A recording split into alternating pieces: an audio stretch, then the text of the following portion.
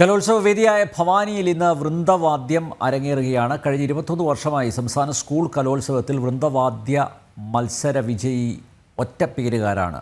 2 ദശാബ്ദത്തിലധികമായി തിരുവനന്തപുരത്തെ Carmel high school ആസ്ഥാനം നിലനിർത്തുന്നതിന് പിന്നിൽ ഒരു അധ്യാപകൻ്റെ അധ്വാനം ഉണ്ട്. കലോത്സവം കുട്ടികളുടേത് മാത്രമല്ല, അത് അധ്യാപകരുടേത് കൂടിയാണ്. അങ്ങനെ കലോത്സവം ഉത്സവമാക്കിയ ഒരു അധ്യാപകൻ തിരുവനന്തപുരത്തുണ്ട്.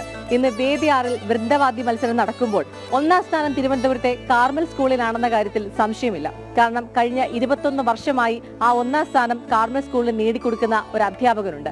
ആ അധ്യാപകൻ എന്നോടൊപ്പമുണ്ട്. നമുക്കൊന്ന് റിഹേഴ്സൽ കണ്ടുവരാം.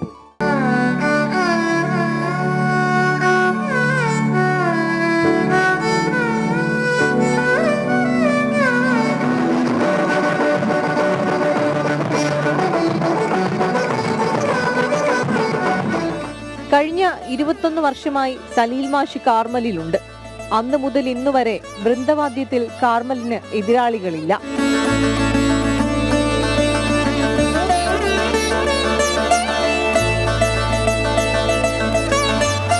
ഞങ്ങൾ ഈ സ്റ്റേറ്റ് കോമ്പറ്റീഷന് വേണ്ടിയിട്ട് ഞങ്ങൾ കുറേ നാളായിട്ട് പ്രാക്ടീസ് ചെയ്യുവാണ്.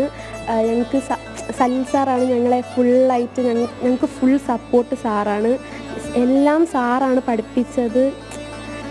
ഞങ്ങൾക്ക് എ ഗ്രേഡ് കിട്ടും എന്നാണ് ഒരു ദേവരാജൻ മാഷും രവീന്ദ്രൻ മാഷും MG രാധാകൃഷ്ണനും ഉൾപ്പെടുന്ന മഹാപ്രതിഭകൾക്കൊപ്പം തുടങ്ങിയ സംഗീതയാത്രയാണ് പിന്നീട് അധ്യാപക കുപ്പായത്തിലെത്തിയത്.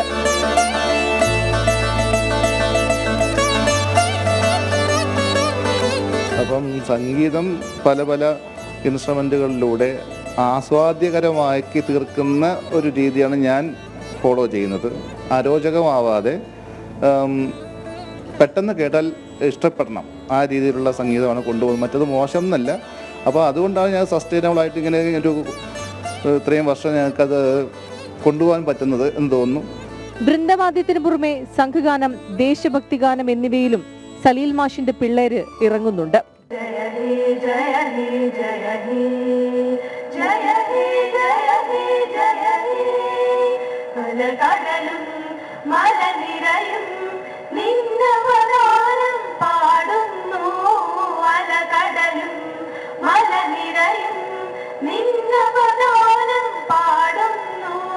ക്യാമറമാൻ നിതിനൊപ്പം രശ്മി കാർത്തിക.